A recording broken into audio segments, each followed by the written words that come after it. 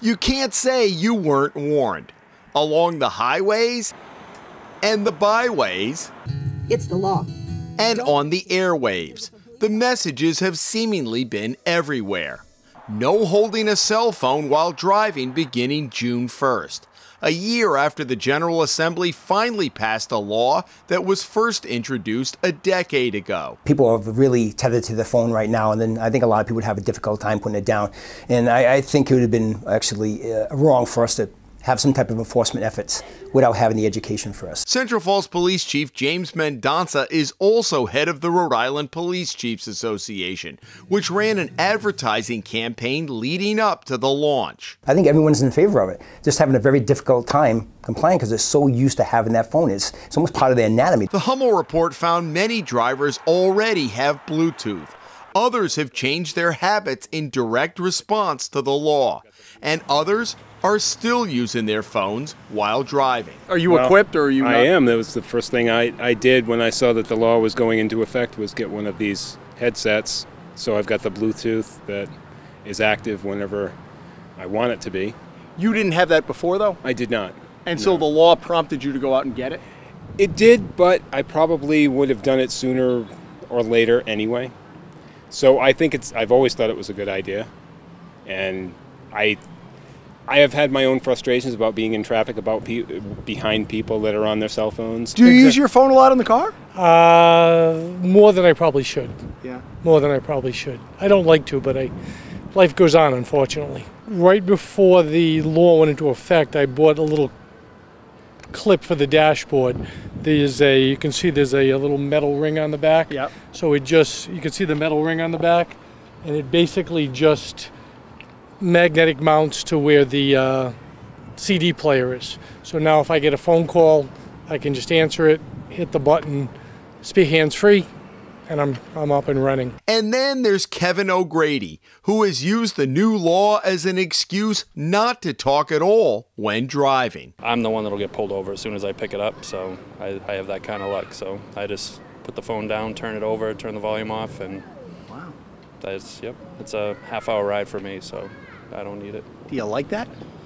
Is it kind of nice to have the silence? I get to listen to the radio uninterrupted, sure. The same goes for Sid Wardell, the retired chief in Little Compton, who is now the executive director of the Police Chiefs Association. I'm on my phone, too much through the day, and I've said, listen, I'm not going to pick up my phone. I'm going to leave it. I do have the Bluetooth, but it can wait, right? We're in a time that instant gratification.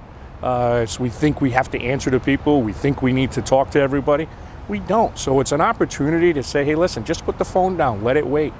Enjoy your drive, what you're doing, and pay attention, because safety is really the big issue. While the Chiefs Association pushed hard for the law to be passed, the organization will likely go back to the General Assembly next year to ask for an amendment to the legislation. The law now calls for a mandatory hearing at the Rhode Island Traffic Tribunal for anyone who is ticketed for a hands-free violation, meaning that person has to take time out of work, and law enforcement officers will have to go in on overtime if a ticket is contested. If you're a traffic tribunal judge and the law enforcement doesn't show up on the hearing date, is that a grounds for automatic dismissal?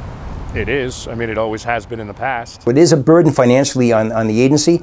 I think many of us within the Police Chief Association would like to see it eventually become a pay-by-mail violation and have concurrent jurisdiction, not just exclusive jurisdiction with RITT. I think we will look for an opportunity to discuss that with them. Maybe it doesn't have to go to even the traffic tribunal. There are departments that have municipal courts. Maybe it's able to go there. Maybe we set the fine, because right now it's up to $100.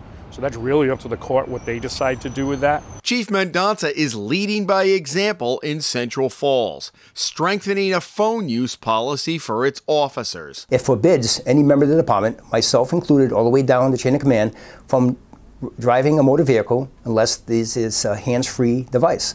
So we can talk as long as it's Bluetooth and the phone's in the cradle, we're not actually touching it. Even though the law carves out an exception for law enforcement. We don't want to be that agency that might be caught by you or somebody else driving down the street with a phone in a hand, having a routine conversation. It's the the optics of that would be terrible. Wardell agrees. Sitting as a chief for 10 years as I did, the last thing you want to have to deal with is a public relations issue. If the public can't drive and be talking on the phone, why should anybody else have that opportunity? Has this law changed your behavior?